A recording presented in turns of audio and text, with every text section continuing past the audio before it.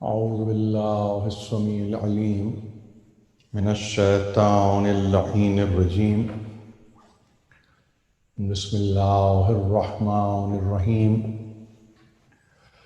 الحمد لله الذي ذكره شرف للذاكرين وطاعته نجاة للمطيعين وحمده عز للحامدين وشكره فوز للشاكرين والصلاة والسلام على سيد الأنبياء والمرسلين أبي القاسم محمد اللهم صل على محمد وآل محمد وأهل بيته الطيبين الطاهرين المعصومين المظلومين الذين أذهب الله عنهم الرجس وطهرهم تطهيرا. اللهم صل على محمد وآل محمد وعجل فرجهم. ما بعد فقد قال الله سبحانه وتعالى في محكم كتابه الحكيم هذا بيان للناس وهدى وموعظة للمتقين. اللهم صل على محمد وآل محمد. عزیزان محترم، 7ویں محرم کا دن تمام ہوا، شب 8 میں ہم داخل ہو رہے ہیں. میں یہ سمجھتا ہوں کہ ادارہ اپنے وقت پر مجلس کو شروع کرتا ہے بڑی ذمہ داری کے ساتھ. یہ اور بات ہے کہ جو اپنے نذرانہ ہائے عقیدت کو ہدیہ کرنا چاہتے ہیں اس بارگاہ میں، اب ان کے لیے بھی یہی کچھ مواقع رہ جاتے ہیں. تو میں یہ سمجھتا ہوں اس اعتبار سے جو میرے سننے والے ہیں وہ اس وقت کو ہی معین کر لیں. گویا 9:30 میری تقریر کے آغاز کا وقت ہے، اور اب ظاہر ہے کہ آج کی تقریر ہے اور پھر 2 تقریریں اور ہیں. ان اوقات میں ادارہ پھر آپ سے ظاہر ہے کہ ملتمس ہوگا اور ملتجی ہوگا کہ 10 محرم کے اوقات کو وہ خود آپ تک پہنچائیں گے اور بتلائیں گے. جو بھی ان کے پاس کمیونیکیشن کے ذرائع ہیں وہ آپ تک اس مجلسی وقت کو پہنچا دیں گے، مگر فی الوقت آج اور آئندہ 2 دن یہ معین وقت ہے. اور میں یہ سمجھتا ہوں کہ ضروری ہے، فقط ایسا نہیں ہے کہ یہ سوز و سلام و مرثیے کے تعلق سے میں گفتگو کر رہا ہوں. نہیں، میری تقریر کے بعد نوحقان بھی نوحقانی کرتے ہیں اور وہ پوری طرح سے آمادہ رہتے ہیں کہ ان کو بھی وقت دیا جائے. تو میں اس کو من حیث کل، یعنی یوں سمجھیے کہ ایک ان ٹوٹیلٹی میں یہ سمجھتا ہوں کہ یہ ایک مجلس کا کل وقت ہوگا. قطعاً اس سے مراد یہ نہیں ہے کہ اگر میرے بیٹھنے کا وقت 9:30 بجے ہے تو آپ بھی 9:30 بجے اپنے کمپیوٹرز کو یا گیجٹس کو کھولیں. نہیں، میں ہمیشہ سے ایک بات کا عادی رہا ہوں اور اپنے بچوں کو خاص طور پر میں بتانا چاہتا ہوں، چھوٹوں کو، بڑے تو واقف ہیں، کہ جہاں سوز سلام مرثیہ، پھر اس کے بعد روضہ خان اپنے ذکر میں، اور اس کے بعد نوحقان اپنے نوحے میں، یہ تسلسل کے ساتھ ادا کی جانے والی عبادت ہے. یعنی اس میں ایسا نہیں ہے کہ ایک کا دوسرے سے کوئی کنیکٹ نہیں ہے. یعنی اس پوری عبادت میں ہم سب شامل ہیں، اور شامل بھی ایسے ہیں کہ خود سوز خان مجلس کو پوری طرح سے بنا کر روضہ خان کے حوالے کرتا ہے، روضہ خان اپنے مصائب کے انتہا پر اس مجلس کو نوحہ خان کو منتقل کرتا ہے. تو یہ پوری کنٹینیوٹی ہے اس پورے عمل میں، اور اس کو ہی سمجھنا میں سمجھتا ہوں کہ وہ اساس مجلس ہے، وہ اساس عزا ہے کہ اگر اسی کو فروغ دیا جائے، اس کو پروموٹ کیا جائے اور اسی کو پروپیگیٹ کیا جائے، تو میں اپنے طور پر یہ سمجھتا ہوں کہ ایک آپ کو پوری مجلس کو سمجھنے میں آسانی ہوگی. 7ویں محرم ہے، تذکرہ کہیں پانی سے ہوا ہوگا، کہیں تشنگی پہ گیا ہوگا، کہیں التش کی صداؤں کا تذکرہ کیا گیا ہوگا۔ اس کے بعد ظاہر ہے کہ جب روضہ خوان ہے تو وہ کسی نہ کسی ایسے پیاسے شہید کا تذکرہ کرے گا کہ جو اس پورے ذکر سے مربوط ہوگا۔ نوحہ خوان اسی طرح سے اس کو آگے لے کے چلیں گے۔ تو ایک تسلسل فکر کا نام مجلس عزائے حسین ہے۔ اگر یہ تسلسل ہے تو سمجھیے کہ آپ کے پاس تہذیب بھی ہے، تمدن بھی ہے۔ میں ذمہ داری سے ایک بات یہ کہوں آپ سے آغاز مجلس میں، اس فورم کو یا اس پلیٹ فارم کو جو آپ کے پاس 1400 برس سے ہے، یقین جانیے اگر آپ رات کی تنہائیوں میں جا کر اور خلوتوں میں جا کر اپنے غیر سے ذرا پوچھئے کہ وہ اس پورے فورم کے بارے میں کیا سوچتا ہے، تو یقین جانیے تمنا ہی ہوگا وہ اس امر کا کہ کاش یہ فورم ہم کو ملتا، کاش یہ پلیٹ فارم ہم کو ملتا، کاش یہ ممبر ہم کو نصیب ہوتا۔ یہ آپ کا غیر، میں آپ سے کہہ رہا ہوں، اس کی خلوتوں میں، جلوتوں میں نہیں۔ جلوتوں میں تو پھر ظاہر ہے کہ وہ تو اس سے بڑا باغی کوئی ہے ہی نہیں، لیکن تنہائی سی تنہائی میں لے کر اس کو یہ پوچھو کہ کیا خیال ہے تمہارا اس فورم کے بارے میں، قطع نظر اس کے کہ ہمارا عقیدہ کیا ہے یا ہمارا مسلک کیا ہے یا ہماری تہذیب کیا ہے، اس چھوڑ دو، مگر یہ فورم کو بتاؤ کہ اتنی کنسسٹنسی کے ساتھ اور اتنے تسلسل کے ساتھ 1400 برس سے کسی فورم کا اس طرح سے قائم رہنا اور اس پر انسانوں کا یعنی ایک یگانگت کا اظہار کرنا فقط اس لیے کہ موضوع ایک ہے۔ اگر وہاں موضوع منتشر ہوتا، یعنی اور آگے آ جائیے، افکار منتشر ہوتے، تو یقین جانیے میں آپ سے ذمہ داری سے کہہ رہا ہوں اس میں کوئی دل بستگی اور کسی جالبیت اور کسی دلچسپی کی کوئی صورت ہی باقی نہیں رہتی۔ 1400 سال سے یہ فورم اس لیے زندہ، تابندہ، پائندہ اور آئندہ کے لیے ہے کیونکہ اس میں آپ کا موضوع کوئی اور ہے ہی نہیں۔ خدا شاہد ہے آپ کا موضوع قرآنی موضوع ہے۔ اگر قرآن سے ہٹ کے آپ کا موضوع ہوتا تو آپ یقین جانیے یہ فورم بھی پیرش ہو جاتا، یہ فورم بھی ختم ہو جاتا، نام و نشان نہیں ملتا۔ مگر ہم سے پہلے ہمارے ماسلف نے یہ ہم کو بتایا ہے کہ قرآن اور قرآنی کا موضوع ہے حسین ابن علی۔ یہ قرآنی موضوع ہے، حق و باطل جہاں ہے وہاں پہ موضوع یہی بنے گا۔ وہ اور بات ہے کہ حق و باطل کی جہاں تجسیم کی جائے گی، اگر اس میں نمائندہ نکل کے علی اور اولاد علی آئیں تو اس میں کسی کو گھبرانے کی کیا ضرورت ہے، کسی کو پریشان ہونے کی کیا ضرورت ہے۔ اگر آپ کے پاس کچھ ایسی مجسم ہستیاں ہو تو آپ ان کو پیش کر دیجئے، ہم پیچھے ہٹ جاتے ہیں، ہم کہیں گے بسم اللہ آئیے آگے بڑھیے، آپ بھی تذکرہ کیجئے۔ ہم نے دیکھے ہیں وہ زمانے کہ جہاں پہ کبھی یکم محرم کو ان کے تذکرے سے بھی ہونا چاہیے، 10 محرم کو ان کا بھی تذکرہ ہونا چاہیے، کچھ سالوں تک ہوا بے شک ہوا، مگر اس کے بعد وہ ناپید ہو گیا۔ ناپید ہو گیا، کیوں ناپید ہو گیا؟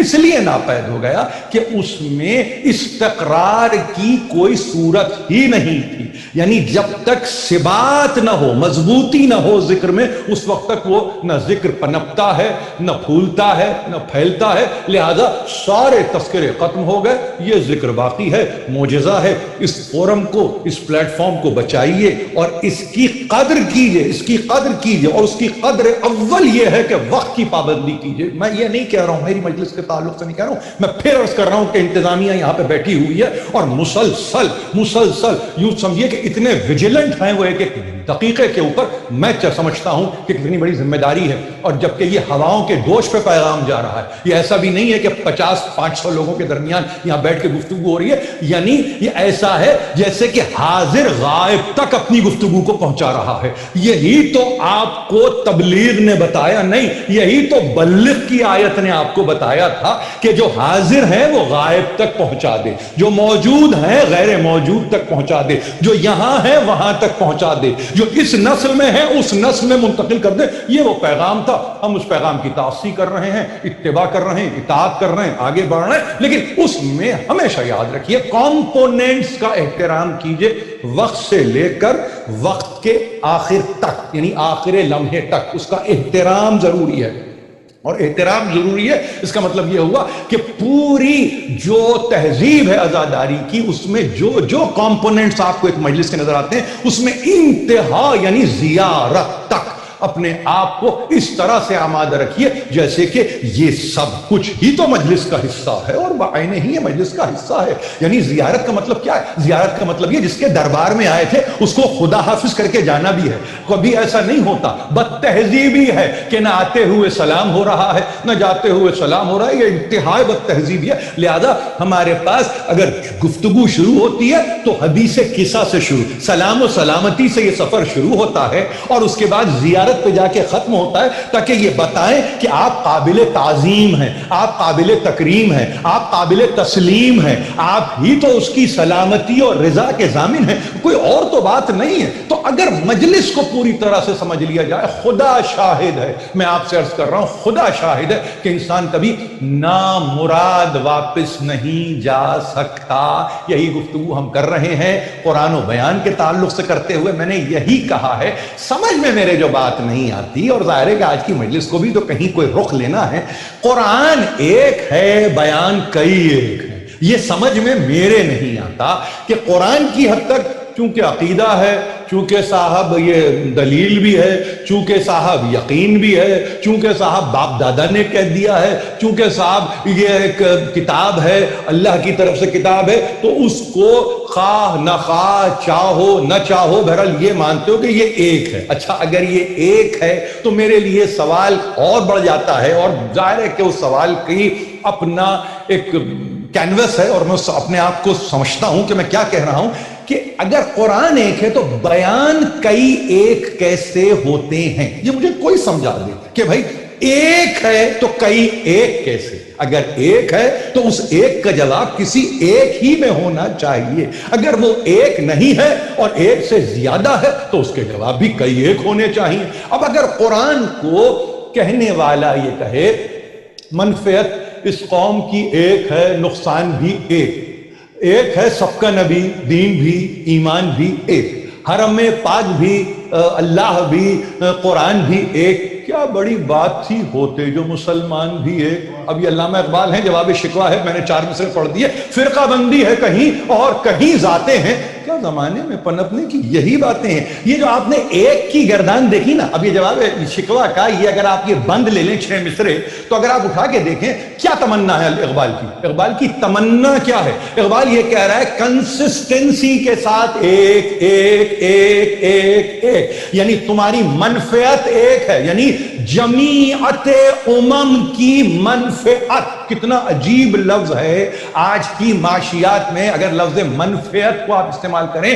تو وہ سوا کرنسی پروفٹ کے کچھ اور نہیں ہے، یعنی وہ سکے کے اندر منفعت کو تلاش کرتے ہیں، پر وہ یہ کہتے ہیں کہ اس کا نام ہے نفع۔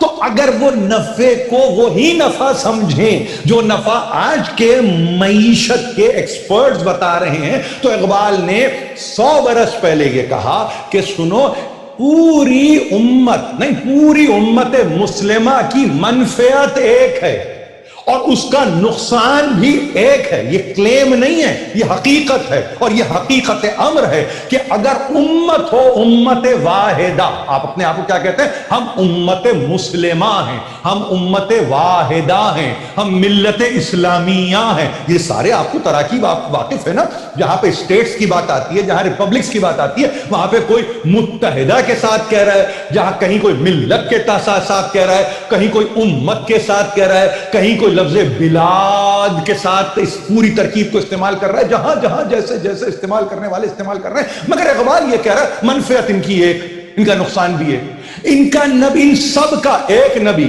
قرآن جو کہ پیغام ہے وہ بھی ایک۔ آ جائیے، حرم ایک، اللہ ایک، یعنی کون سی چیز ہے کہ جہاں پہ انسان یہ کہے کہ یعنی ایک ایسی صفت کو جس کا تعلق انڈیویجول سے، اس کو بھی اقبال نے کہا ایمان بھی ایک۔ مجھے سمجھ میں نہیں آتا اس لفظ کے ساتھ جب انہوں نے ایمان بھی ایک کہا تو ایمان ایک کیسے ہوتا ہے؟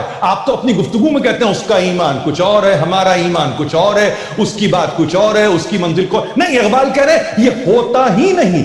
توحید پرست اگر انسان ہے، موحد اگر انسان ہے، طبیعت میں وحدانیت کا یہ عالم ہو، تو وہاں منفعت کو ایک ہونا چاہیے، مضرت کو ایک ہونا چاہیے، نفع کو ایک ہونا چاہیے، نقصان کو ایک ہونا چاہیے، دین کو ایک ہونا چاہیے، ایمان کو ایک ہونا چاہیے، اور پھر فرقہ بندی ہے کہیں اور کہیں ذاتیں ہیں۔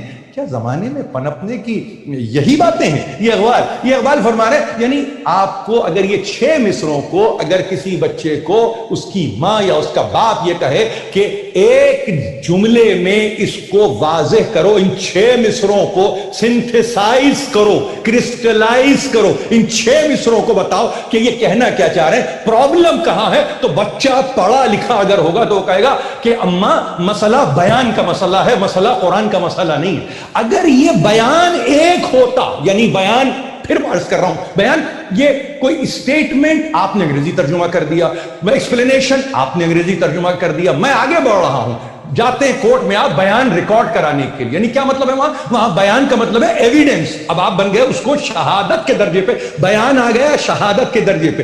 جہاں عام زندگی میں عزیزو، میری بات کو بہت غور سے سنیں، جہاں آپ بیٹھیں عام زندگی میں نہ اسٹیٹمنٹ بدلتا ہے، نہ ایکسپلینیشن بدلتی ہے، نہ ایویڈنس بدلتا ہے، نہ کسی قسم کی کوئی شہادت بدلتی ہے۔ عام زندگی میں ایک دفعہ کورٹ آف لا میں جا کے آپ نے اگر ایک شہادت دے دی، اور اگر وہ سرکمسٹینشل ایویڈنس نہیں ہے، یعنی واقعاتی شہادت کی بات نہیں کر رہا ہوں، بلکہ آن سائٹ کسی لوکیشن پہ ہونے والے واقعے کی آپ ایویڈنس یعنی عینی شاہد بن جائیں، آئی وٹنس ایویڈنس، آئی وٹنس اکاؤنٹ آپ سبمٹ کر دیں، اس میں تبدیلی کی گنجائش نہیں ہے۔ باہر نکل کے 50 لوگ کچھ بھی کہتے رہے، ایک بیان ریکارڈ ہو گیا، ہمیشہ کے لیے ختم ہو گیا، کورٹ نے اس کے اوپر اپنے مہر کو لگا دیا، دستخط ہو گئی، چلا گیا ریکارڈ روم کے اندر وہ آپ کا وہ بیان، اب وہاں سے آپ کو مفر نہیں ہے، آپ قید نہیں ہے، بیان آپ کا مقید ہو کے رہ گیا۔ جہاں زندگی میں آپ کو لفظ بیان یہ کہے کہ اس کے اندر اتنی کنسسٹنسی، یہ لفظ کئی دفعہ استعمال کر رہا ہوں، میں سمجھتا ہوں، لیکن میں بتانا چاہتا ہوں اپنے سننے والوں کو،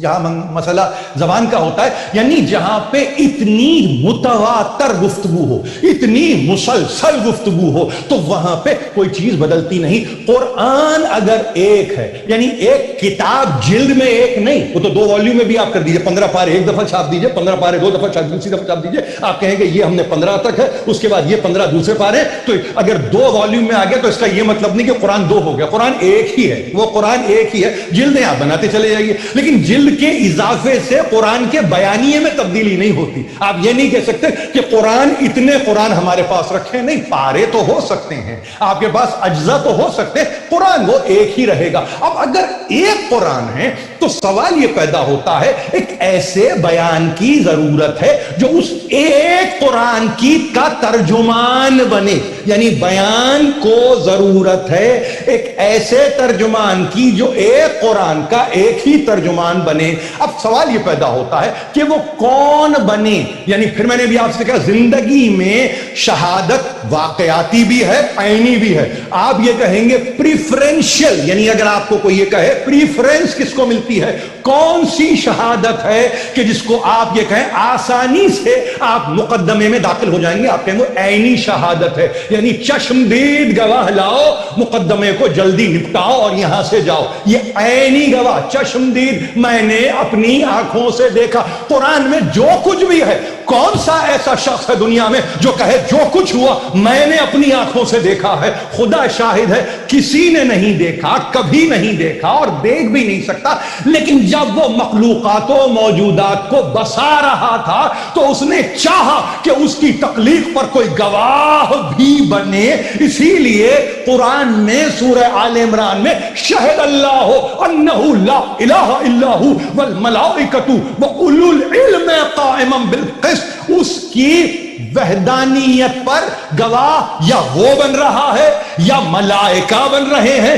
یا وہ صاحبان علم بن رہے ہیں جو مرکز سے عدل و قسط ہو، جہاں ظلم کا شائبہ نہ ہو، جہاں رتی برابر ظلم نہ ہوا ہو، جہاں کبھی بھی، اور ظلم کے معنی کیا ہے، کسی کو بڑھ کے थप्पड़ मारना, तमाचा मारना नहीं, बल्कि जुल्म के माने हैं इन्ना शिर्क लजुल्मिन अजीम, सबसे बड़ा जुल्म इंसानों में शिर्क है, यानी अल्लाह को एक रख के फिर किसी और की तरफ चले जाना, इससे बड़ा जुल्म नहीं है। तो कुछ ऐसे लोगों को उसने रख छोड़ा कि जिन्होंने कभी उसकी जात में किसी को शरीक न बनाया, न माना, न जाना, न अपने रवैये में रखा। यानी ये जो पेशानी है ना, ये ना नूर के आलम में न यहां जमीन पे आने के बाद कभी किसी के आगे कम नहीं हुई।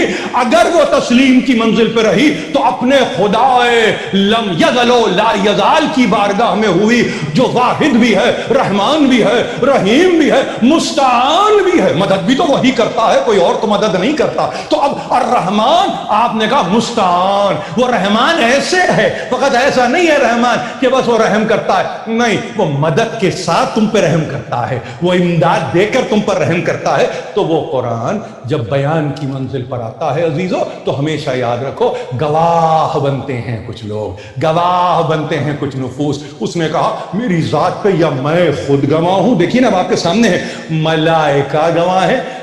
काहे पर गवाह है? क्या गवाही देते हैं? शहद अल्लाह अन्नहु ला इलाहा इल्लाहु, सिवा उसके कोई और नहीं है, वाहिद यक्ता यगाना अकेला तन्हा वो है। या फिर कौन? उलुल इल्म काइमम बिल क़िस्त, वो साहिबाने इल्म जो, अब दो तर्जुमे इसके हो गए कुरान में। एक तो ये कि वो साहिबाने इल्म जो खुद अदल और क़िस्त पर कायम है, दूसरा तर्जुमा इसका हुआ कि वो साहिबाने इल्म जो गवाही देते हैं कि खुदा मरकज अदल है, ऐन अदल है, ऐन क़िस्त है। दोनों तर्जुमे अपने मकाम पर, अपने अपने मकाम पर सही है। उसकी वजह यह है कि अगर उसके अदल की गवाही देना है, फर्ज कीजिए, तो यहां भी आदिल होना चाहिए नुफूस को। अब अगर आदिल यहां होना है तो जब तक अदल इनमें न रहे, यानी इनकी एसेंशियल सिफत कि ये कौन है, ये अदल, ऐन अदल है, मरकज अदल है, अदल और क़िस्त का मरकज है, वो कोई और नहीं होता। हमेशा याद रखिए, अदल और क़िस्त का मरकज होने के लिए जुल्म से दूरी शर्त है। और जुल्म से दूरी की शर्त कैसे वो होगी? जिसके नतीजे में आप ये कहें कभी भी इन्होंने जिंदगी में शिर्क नहीं किया। आपको पैगंबर के अबूजद में कहीं शिर्क नहीं मिलेगा। हो सकता है कि समझने वालों को समझने में गलती हुई, मसलन ईमान अबू तालिब में समझने में गलती हुई, तो उनकी फहमाइश और समझ के नतीजे में अबू तालिब का ईमान वाक़ई नहीं होता। अबू तालिब फिल वाक़ई ईमान है, कुल्ले ईमान के बाप हैं अबू तालिब। तो इसको भी समझिए, इसको भी समझने की कोशिश कीजिए। तो घबराने की जरूरत नहीं है, सिर्फ ये कहिए कि हाँ क्वालिफिकेशन नहीं है, उम्मत में बयान की क्वालिफिकेशन नहीं है। इसीलिए ये कहा गया कि देखो बयान को लेना है, और अगर कुरान का बयान है तो आपको इस घराने से लेना होगा। मगर वहां देखिए, एक अजीब बात आपसे अर्ज कर रहा हूं, अमीर अल मोमिनीन ने बहुत एहतियात की है। यानी जितने भी खुतबात आप देखेंगे, कोई खुतबा ऐसा नहीं है जहां पे आपको कोई फैलेसी नजर आए। बड़े बड़े मुहक्किकीन गुजरे हैं। ऐसा नहीं कि मिस्र के उलमा कम थे, ऐसा नहीं कि जामे अजहर के अंदर जबानदान नहीं थे, ऐसा नहीं है कि वहां लिंग्विस्ट नहीं थे। अरे अमीर अल मोमिनीन के ताल्लुक से तो याद रखिए, आप लोग कभी कोई पुराना नुस्खा मिल जाए ना आप लोगों को कुरान का, तो आप याद रखिए आप क्या करते हैं, नुस्खा लेके कार्बन डेटिंग करवाने जाते हैं। आप कहते हैं जरा इसकी कार्बन डेटिंग तो कर दीजिए, बताइए ये पर्चा कितना पुराना है,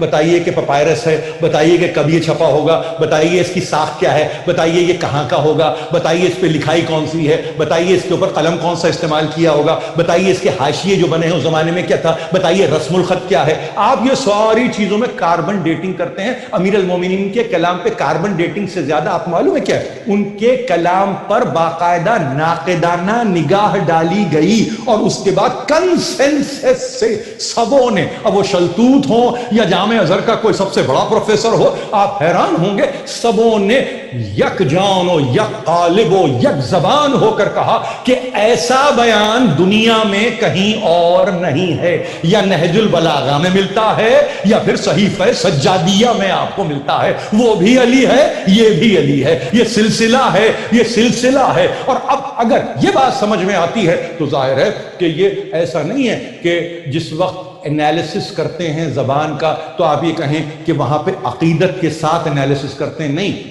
عقیدت کو رکھتے ہیں پرے.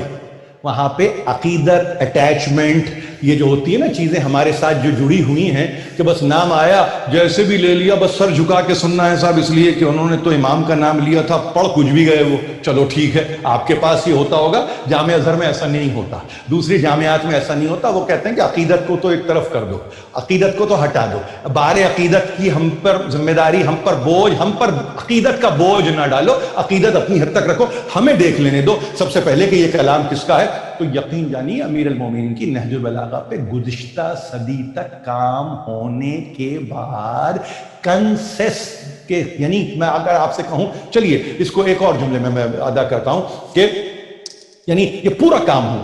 میں نے کہا گزشتہ صدی دو باتوں کی وجہ سے مشہور ہے، ہمیشہ یاد رکھیے کہ جرمنی کے اندر قرآن کے اوپر کام ہوا.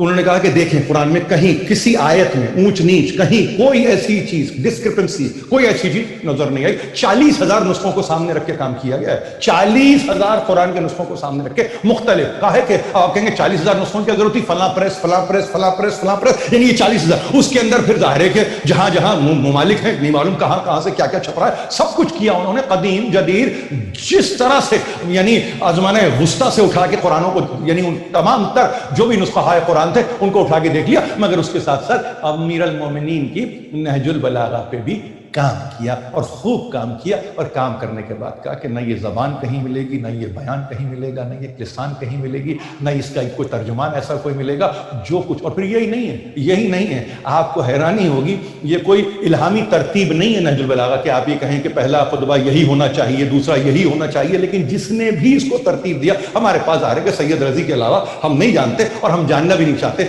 کہ کون اس میں کس کا اشتراک رہا. مگر آپ کے پاس جو نہج البلاغہ آئی وہ ظاہر ہے کہ سید رضی، اور آپ کے پاس سب سے بڑا جو اس کا ناقد شارح جو کہ ابن ابی الحدید معتزلی، بہت بڑا اس کا شارح ہے کلام کا، کلام نہج البلاغہ کا، وہ سب کچھ اپنے مقام پر. مگر آپ حیران ہوں گے سب کے بعد یعنی کنسنسس کیا ہے، یہ ہے یعنی جس کو میں آپ سے کہوں ان ٹوٹیلٹی، کلی طور پر وہ کیا ہے، اور اجتماع ہے اس بات پر کہ اگر دیکھنا ہے امیر المومنین کے کلام کا صحیح طور پر جائزہ لینا ہے تو یہ سمجھ کے جائزہ لینے میں آپ کو سہولت ہوگی جب آپ قرآن کی روشنی میں اس نہج البلاغہ کو دیکھنے کی کوشش کریں گے. تو گویا ایسا لگے گا آپ کو کہ اولین تفسیر قرآن مجید ہے نہج البلاغہ، اولین تفسیر. اسی لیے میں نے اپنی مجلسوں میں بچوں سے، بڑوں سے، سب سے یہ التجا بھی کی ہے، گزارش بھی کی ہے، اور میں نے ہمیشہ ان سے یہ کہا ہے کہ خدا کے لیے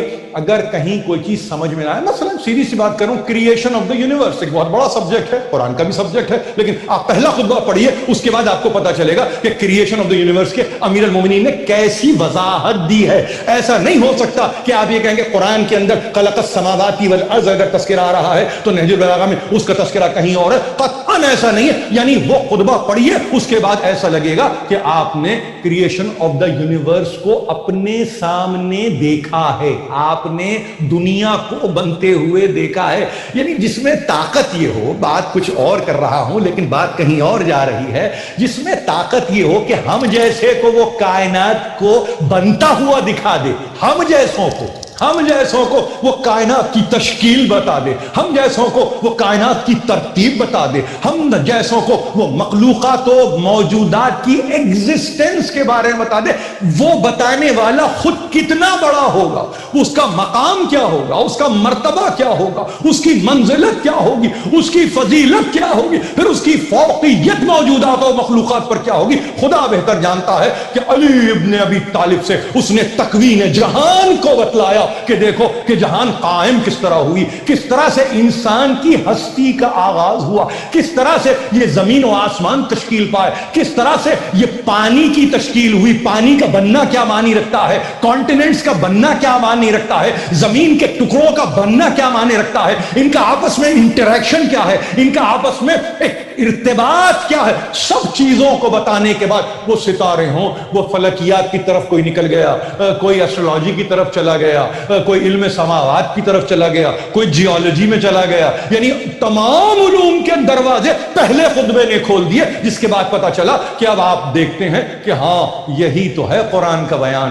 اور کیا قرآن کا بیان ہو سکتا ہے. تو امیر المومنین نے بہت احتیاط کے ساتھ اپنے خطبات میں قرآن کو بیان کر دیا. دیکھیے میں نے کیا عجیب یہ جملہ یاد رہے گا, قرآن کو بیان کر دیا. میں نے کہا قرآن اور بیان, لفظ اور کی ترکیب کو سمجھیے. جب آپ یہ کہتے ہیں نا اور, یہ اور کا مطلب ہوتا ہے یہ کوئی اور, لیکن یہاں یہ کوئی اور نہیں ہے. جیسے اگر آپ سے کوئی کہے توحید اور شرک, تو توحید کچھ اور ہے, شرک کچھ اور ہے, لیکن یہاں لفظ اور کا مطلب یہ ہے وہ اس قرآن کا ایکسٹینشن ہے جو بیان کی صورت میں آپ پر آیا ہے.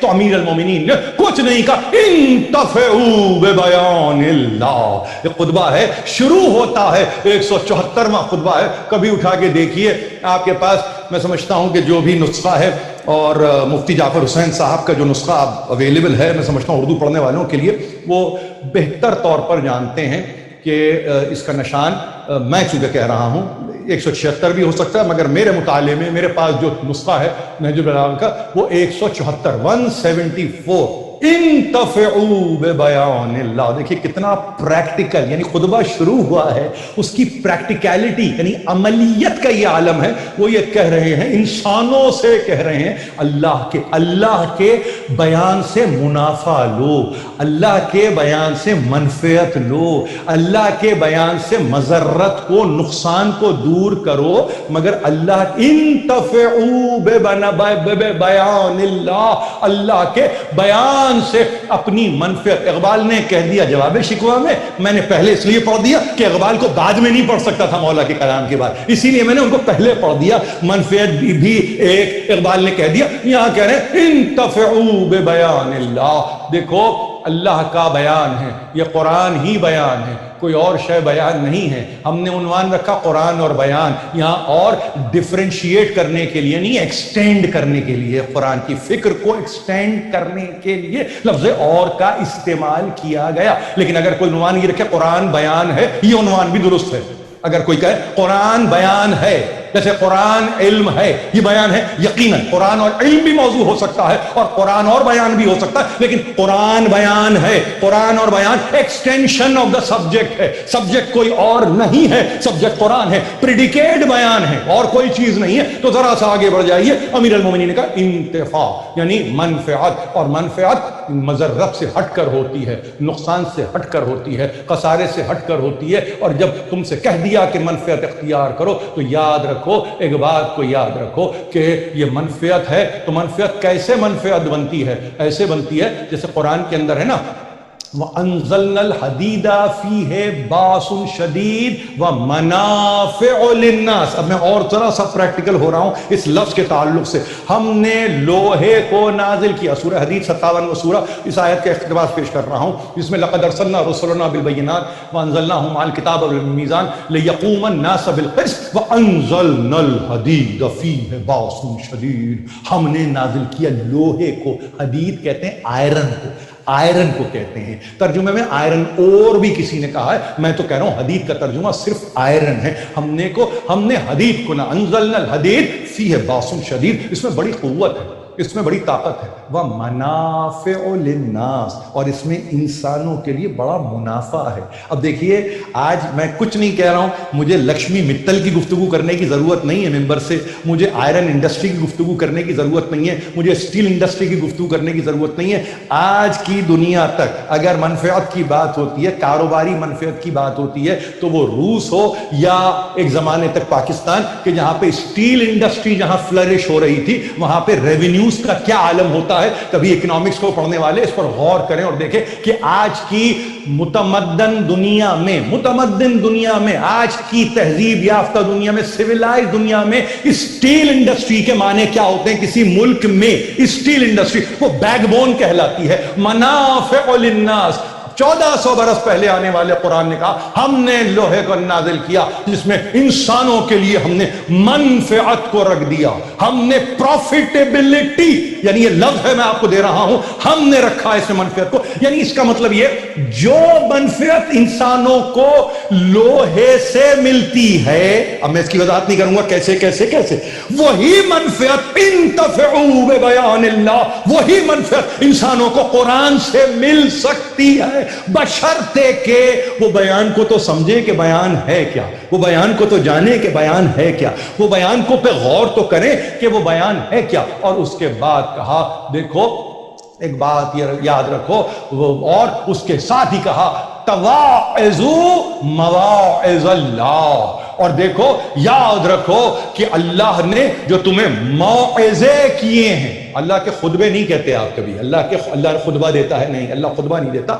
اللہ بات کرتا ہے، اللہ کلام کرتا ہے، یعنی مواعظ کہتے ہیں موعظے کی جمع، ایک ہی لفظ نکل کے آئے گا موعظے کو، اردو میں ایک واعظ بھی لفظ ہے، واعظ جب ایسی لفظ آئے گا ویسے آپ دیکھیں گے ایک آدمی آنکھ بند کر کے سوچئے وہ واعظ دے رہے تھے، یعنی کوئی صاحب کھڑے ہو کر باقاعدگی سے کو خطبہ دے رہے تھے، لیکن اللہ کے تعلق سے جب آئے گا تو وہ نصیحت کے معنوں میں آئے گا، وہ پند کے معنوں میں آئے گا، وہ اصلاح فی الناس کے تعلق سے آئے گا کہ جس سے انسانوں کی اصلاح ہوتی ہو۔ تو دیکھو یاد رکھو موعظے پر اس کی نصیحتوں کو سمجھو، اور اس کے بعد نصیحتوں کو سمجھنے کے ساتھ ہی فوری طور پر یہ کہا کہ دیکھو ایک بات کو یاد رکھو، وَأَقْبَلُوا نَصِيحَةَ اللَّهِ، یا اس کی وضاحت کر دی اس لفظ کی، جو اس کی نصیحتیں ہیں اس کو قبول کرنے کی کوشش کرو، جو اس کی نصیحتیں ہیں، بیان ہے نا، وہ بیان ظاہر موعظہ ہے، وہ موعظہ نصیحت ہے، وہ نصیحت قبول کرنے کی کوشش کرو، اس لیے کہ اسی میں تو تمہاری منفعت ہے، کسی اور میں تمہاری منفعت نہیں ہے، تمہارے لیے کہہ رہا ہوں اس میں تمہاری منفعت ہے، اور جب تمہاری منفعت ہے اور تمہارے لیے موعظہ ہے اور تمہارے لیے نصیحت ہے تو یاد رکھو کہ اللہ تعالیٰ کا فرمان ہے، اور فرمان ایسے فرمان بنتا ہے کہ جس کے اندر بے اختیار کہا کہ دیکھو یہ ساری چیزوں کو اگر فالو کرو گے تو تمہیں گھبرانے کی ضرورت نہیں ہے، اس لیے کہ اللہ نے فَإِنَّ اللَّهَ أَعْذَرُ عَلَيْكُمْ بِالْجَلِيَّةِ، پروردگار نے پورے طور پر یعنی جلی کر کے رکھ دیا ہے، اپنے بیان کو عیاں کر کے رکھ دیا ہے، کھول کر تم پر رکھ دیا ہے، تم پر اس چیز کو پنہا نہیں رکھا ہے، مخفی نہیں رکھا ہے، جلی کر دیا۔ جلی کرنے سے کیا ہوا؟ یہ بیان کو بھی آپ نے سوچا، یہ جلی کرنے سے کیا ہوا؟ جلی کرنے سے یہ ہوا قیامت میں تم اس کی ذات پہ کوئی عذر قائم نہیں کر سکتے کہ تو نے تو ہمیں بتایا ہی نہیں تھا، تو نے تو ہمیں دکھایا ہی نہیں تھا، تو نے تو ہمیں سمجھایا ہی نہیں تھا۔ یعنی جہاں بیان جلی ہو جائے گا، بہت غور سے سنیے میری بات کو، جہاں بیان جلی ہو جائے گا اس کا مطلب عذر کی کوئی گنجائش باقی نہیں، شکایت کی کوئی گنجائش باقی نہیں، شکوے کے کوئی جا نہیں، کسی قسم کی کمپلین کی کوئی صورت ہی نہیں بنتی، اس لیے کہ ہم نے جلی کر کے بتا دیا ہے بیان کو، عذر نہیں رکھا۔ اسی لیے جیسے قرآن کو جلی کر دیا، انسانوں میں کسی کو علی کر دیا تاکہ تم سمجھو اپنے آپ کو اور سمجھاؤ اپنے آپ کو۔ انسانوں میں یہ نہیں کہہ سکتے ہمیں کسی ایسے کو تو دکھایا نہیں تھا، ہمیں کسی ویسے کو تو بتایا ہی نہیں تھا، نہیں، قرآن کو بیان دے کر جلی کر دیا، انسانوں میں علی کو رکھ کر ایسے عیاں کر دیا کہ رہتی دنیا تک کے لیے نمونہ حیات بنے۔ اور علی بھی کون سا کہتے ہیں کہ مجھے دیکھ کے بنو، علی کہتے ہیں ارے کن تو اتبعوہ، میں نے تو اتباع ان کی ہے اور ایسے کی ہے جیسے اونٹنی کا بچہ اپنی ماں کے پیچھے پیچھے چلتا ہے۔ تو جہاں بات جاتی ہے وہاں سمجھنے کی کوشش کریں کہ وہ کیا بات ہے۔ قرآن کو کھول دیا بیان میں، عذر نہیں رکھا اس لیے کہ معاملات کو جلی کر دیا، انسانوں میں رکھ دیا، علی کو کھول دیا تاکہ کہیں سے پھر کوئی شکایت پیدا نہ ہو کہ ہمیں تو نے تو نمونہ تو بتایا ہی نہیں تھا، ہمیں تو نے کچھ سمجھایا ہی نہیں تھا۔ وہاں کہہ دیا موعظہ، یاد رکھو منفعت دے گا اللہ کا بیان، موعظے کو عمل کرو موعظے پر، اور وہ واعظ کو اپنے لیے نصیحت جانو۔ یہ کون سی بات ہو رہی ہے؟ ادعو الی سبیل ربک بالحکمت والموعظۃ الحسنہ وجادلہم باللتی ہی احسن۔ قرآن کی اس آیت کو بھی کبھی ذہن میں رکھیے، دعوت پروردگار کہہ رہا ہے ان کو بلاؤ، الی سبیل ربک، تیرے رب کے راستے کی طرف اس کو بلا۔ یہ جو تیرے سامنے ہے نا مخلوقات ظاہر ہے کہ جن کو ہم نے عقل دی ہے، ادعو الی سبیل ربک، کیسے بلاؤ؟ حکمت کے ساتھ بلاؤ، ان کو بلاؤ موعظۃ الحسنہ، ایک اچھے بہت احسن واز کے ذریعے، بہت اچھی نصیحت کے ذریعے. وہ موعظہ حسنہ کچھ نہیں ہے عزیزو سوا اسی قرآن کے. یہی قرآن موعظہ حسنہ ہے. یعنی جہاں پہ جائیں گے گھوم کے بعد اس ایک قرآن کی طرف آئے گی، پھر وہاں سے کبھی چلیں گے تو گھوم کے بعد ایک ہی بیان کی طرف جائے گی. نہ قرآن بدلا ہوا ملے گا، نہ بیان میں کوئی تبدیلی ملے گی. اور اس کے بعد جب تم یہ کر لو تو نصیحت قبول کرو، نصیحت کو قبول کرو. اس لیے کہ ابلغکم رسالات ربی وانا لکم ناصح امین. ہر پیغامبر، ہر آنے والے نے سورہ اعراف کی اس آیت کو میں نے پڑھ دیا، ہر آنے والے نے کہا ہمارا کام اللہ کے اپنے پروردگار، ہمارے اللہ کے پیغامات کو تم تک پہنچا دینا تھا. ابلغکم رسالات ربی. اور اس کے بعد دیکھیے انا لکم ناصح امین. امیر المومنین کیا کہہ رہے ہیں؟ اللہ کا بیان منفعت لو، اللہ کا موعظہ قبول کرو، اللہ کی نصیحت اختیار کرو. یہاں قرآن کیا کہہ رہا ہے؟ قرآن یہ کہہ رہا ہے ہر پیغمبر جو آیا ہے اس نے ہمیشہ یہ کہا ہے کہ ہم نے پیغام بر بن کے تم تک اللہ کے پیغامات کو پہنچا دیا. اب ہم کون ہیں؟ وَأَنَا لَكُمْ نَاصِحٌ امین. اب ہم تمہارے لیے کون ہیں؟ ناصح ہیں. اب لفظ ناصح پہ آیت ختم نہیں ہوئی، ناصح کے ساتھ امین کا لفظ رکھ دیا، اس لیے کہ جو نصیحت ہم کر رہے ہیں وہ امانت کے طور پر تم کو کر رہے ہیں. وہیں سے نصیحت کو لیتے ہیں، تم کو منتقل کرتے ہیں. وَأَنَا لَكُمْ نَاصِحٌ امین. رسول خود سے کوئی گفتگو نہیں کرتا. وما ينطق عن الهوى ان هو الا وحی یوحى. ہی سے سمجھ میں رسول اگر آتا ہو تو جن کے آتا ہو وہ سمجھے، مگر نصیحت کے انا لکم ناصح امین یہ ترکیب بتا رہی ہے کہ نصیحت بھی اپنے ہوا و ہوس کے نتیجے میں نہیں ہو رہی ہے کہ غیر کو تو کریں نصیحت اور اپنوں کو کچھ نہ کریں، بٹھا کے رکھیں پاس. نہیں، یہ معاشرہ تشکیل ہی نہیں پاتا اگر فقط غیروں کے لیے دین ہوتا، غیروں کے لیے اسلام ہوتا. گھر سے یہ اسلام چلا ہے. اسی لیے امیر المومنین نے کہا یہ اسلام کا شجر اٹھا ہے نا، یہ ختیجہ کے گھر سے اٹھا ہے، کرم و حرم کے سائے میں یہ پروان چڑھا ہے. تو ایسے دین اور ایسے اسلام کو جس کا پودا اپنے صحن میں لگایا، جس کی آبیاری اپنے صحن میں ہوئی ہو، جس کے شجر کو پختہ اپنے صحن میں کیا ہو، وہاں امت سے کوئی یہ چاہے گا کہ کوئی اور کھڑے ہو کے کہے کہ اللہ کی توحید کو پہچانو یا اللہ کی توحید پر گواہ بنو. نہیں، یہی گھرانہ کر سکتا تھا. اور خدا کی قسم کربلا میں، میری گفتگو ختم ہو گئی، بہت تیز بولتا ہوں، طبیعت سے بھی مجبور ہوں، طالب علم بھی ہوں، چاہتا ہوں جو جانتا ہوں آپ تک وہ وقت معین میں پہنچا بھی دوں. 5-7 منٹ کے مصائب ہوں گے، ہو سکتا ہے آگے چلیں گے یہ مصائب بڑھ بھی سکتے ہیں، میں معافی چاہوں گا، مگر میرے لیے یہ بہت ضروری ہے کہ یہ باتیں آپ تک پہنچا دوں. یعنی میں کسی اور سے بیان کو نہیں سمجھا سکتا، یعنی کسی اور کے یا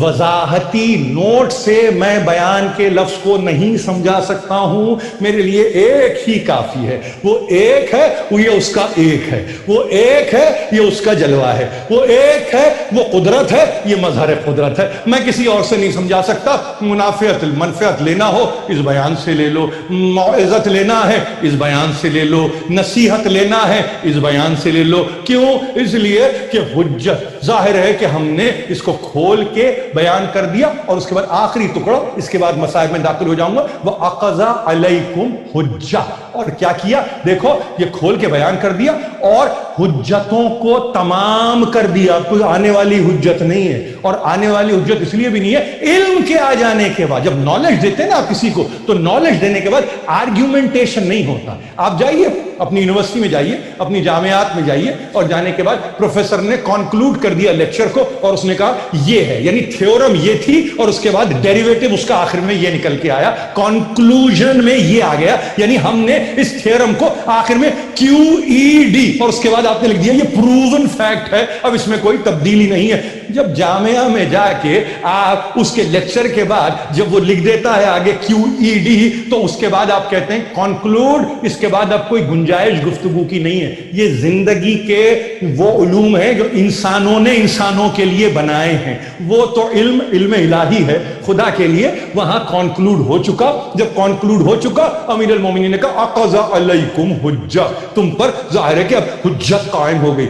چونکہ جلوہ دکھا دیا نا ہم نے، حق کا جلوہ دکھا دیا ہم نے، تم کو بتا دیا. اب جلوہ جب دکھا دیتے ہیں تو اس کے بعد تیار رہو کیا اس جلوے کی چونکہ تم نے شہادت دی ہے تیار رہو. اس لیے کیا حجت کہیں تم نہیں قائم کر سکتے، وہ حجت تم پہ قائم کرے گا کہ جلوہ دیکھنے کے بعد پھر اس راستے پر کیوں آئے، نہیں آئے. جلوہ دیکھنے کے بعد پھر علی کے راستے کی پیروی کیوں نہیں کی، جلوہ دیکھنے کے بعد محمد کی سیرت پہ چلنے کی کوشش کیوں نہیں. اسی لیے حسین ابن علی نے مدینے سے نکلتے ہوئے، خدا شاہد ہے، کیا کہا تھا؟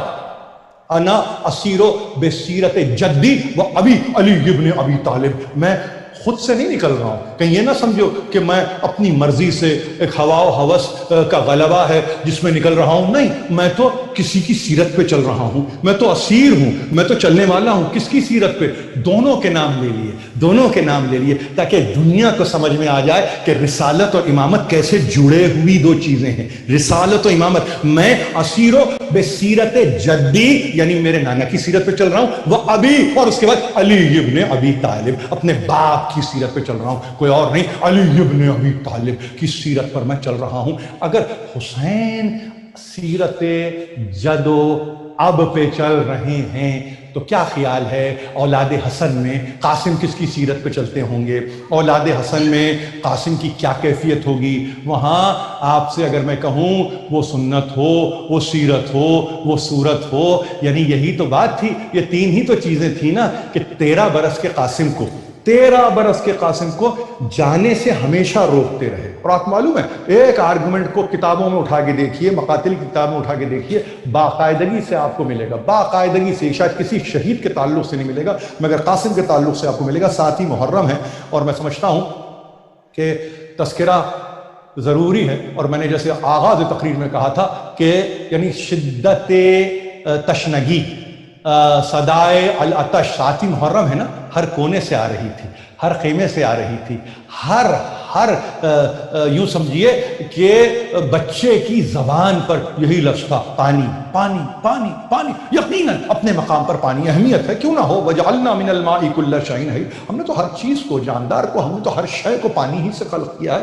آج کی دنیا میں اگر آپ فقط جا کے دیکھیں اور آپ چاہیں کہ میں کوئی آرٹیکل پڑھوں صرف واٹر کے اوپر، جس کا اگر آپ ہی کہیں گے کیمیکل نام اگر آپ دیکھیں تو آپ کہیں گے H2O اس کا نام ہے. کیا چیز ہے آپ کو معلوم ہے؟ کچھ نہیں ہے، یعنی مالیکیولز کے کوہیرنس کا نام ہے پانی.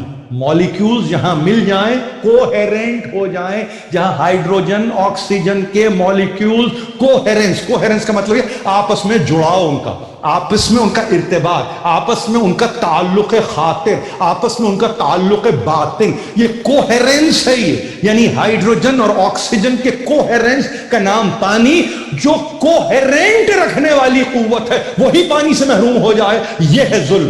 یہ ہے وہ ظلم جس کا تذکرہ ہونا چاہیے کہ کس نے اس قوت کو باقی رکھا، کس نے اس کو کوہیسو رکھا، کس نے اس کو جوڑ کے رکھا، کس نے اس قوت کو اور مزید طاقت دی ہے. ہائیڈروجن رہ جاتی، آکسیجن رہ جاتی، مگر جوڑنے والی قوت کون ہے؟ ظاہر ہے کہ وہ کوئی اور نہیں ہوتا، وہ اسی کی جانب سے معین کردہ امام ہوتا ہے جو سب کا امام ہے، مخلوقات و موجودات کا امام ہے. پانی مخلوق ہے، اس کا بھی ایک امام ہے. پانی موجود ہے، اس کا بھی امام. پانی پہ تصرف ہے حسین ابن علی کا. کس کی کیا مجال ہے کہ کوئی پانی کو روک لے؟ کس میں کیا مجال ہے کہ وہ پانی کو اس طرح سے روک کے رکھے؟ نہیں، قطعاً نہیں. امتحان حسین کا نہیں ہو رہا تھا، امتحان دنیا کا ہو رہا تھا. اور اس طرح سے ہوا کہ جس کے نتیجے میں پیاسا رکھا گیا. قاسم بھی پیاسے تھے، قاسم بھی پیاسے تھے، شک نہیں، قاسم بھی پیاسے تھے، مگر خدا شاہد ہے کہ کہیں بھی انہوں نے نہ گرسنگی کا تذکرہ کیا نہ تشنگی کا تذکرہ کیا، اس لیے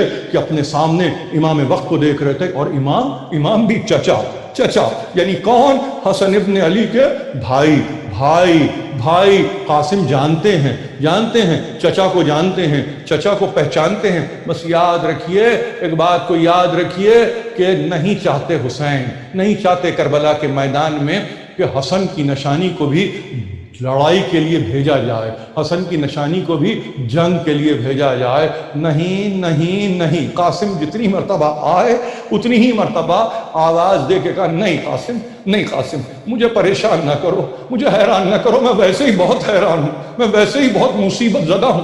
قاسم نہیں، میں نہیں دیکھ سکتا بیٹے کہ میرے بھائی کی نشانی کربلا کی خاک میں ایڑیاں رگڑے، نہیں میں نہیں دیکھ سکتا، میں نہیں دیکھ سکتا کہ تمہارے اپنے آپ کو یہاں پہ ختم کر رہے ہو، نہیں قاسم، نہیں قاسم، نہیں قاسم۔ اور عجیب بات آپ سے عرض کروں، مصائب کی کتب کو اٹھا کے دیکھیے، کہنے والے یہ کہتے ہیں ایک عجیب طریقہ تھا اجازت لینے کا حضرت قاسم ابن حسن علیہ السلام کا، جب کبھی جہاں کہیں جس شہید کے بعد، یعنی جیسے دیکھتے دوڑ کے جاتے، سینے سے نہیں قدموں پہ گر کے لوٹتے۔ یعنی حمید ابن مسلم نے خود روایت کی ہے کہ میں نے دیکھا ہے ایک شہید کو کہ جو دوڑتا ہوا آتا، 13 برس کی عمر کا بچہ ہے، دوڑتا ہوا آتا اور اپنے چچا کے قدموں پہ لوٹ کے اجازت مانگتا۔ اور عالم یہ حسین کا ایک وقت تو ایسا بھی آیا کہ جب دوڑتے ہوئے آئے، ایک مرتبہ اس سے پہلے کہ قدموں پہ گر جائیں، حسین ابن علی نے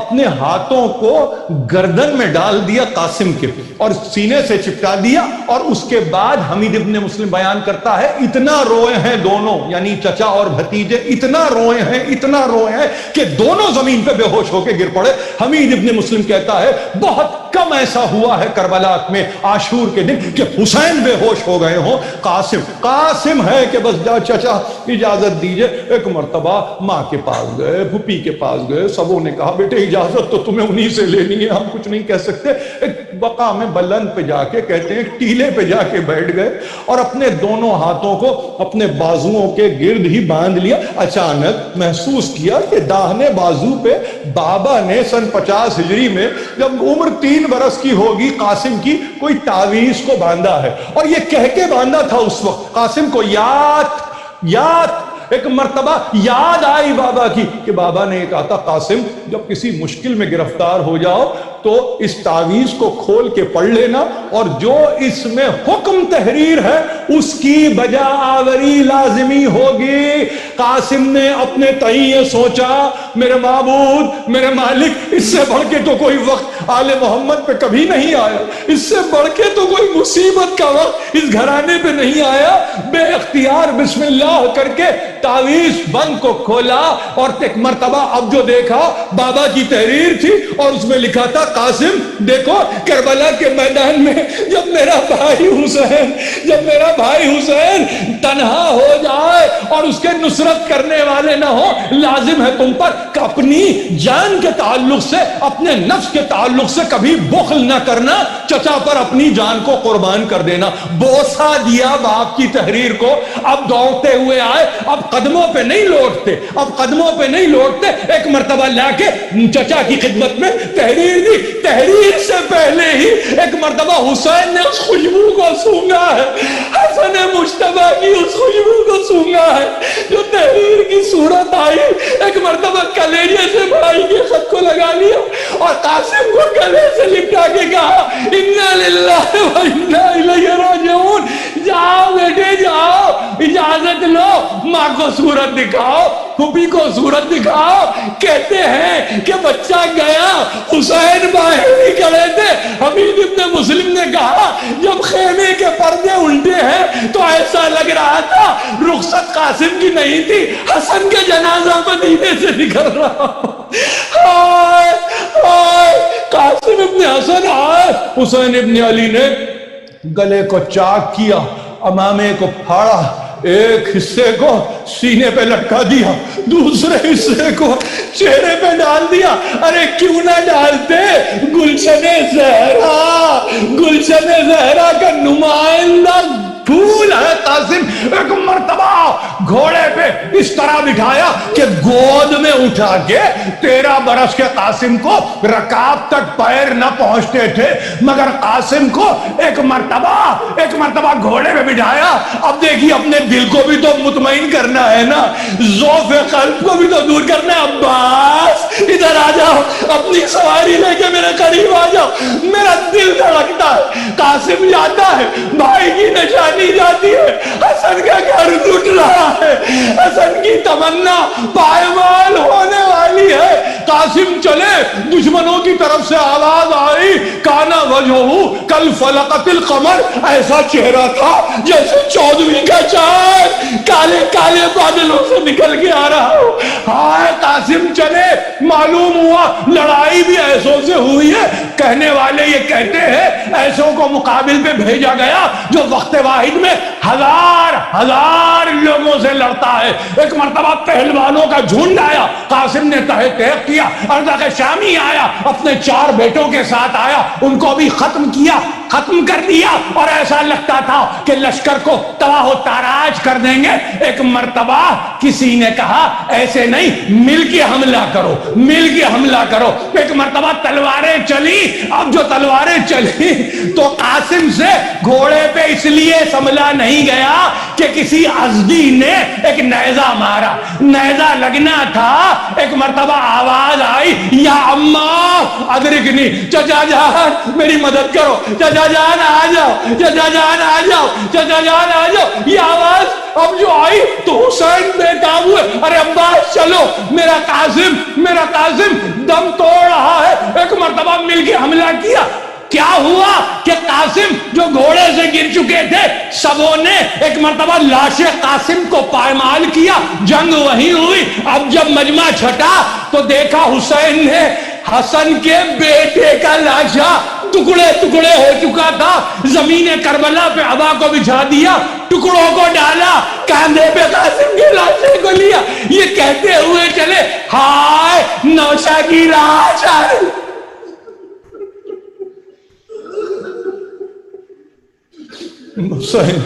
حسین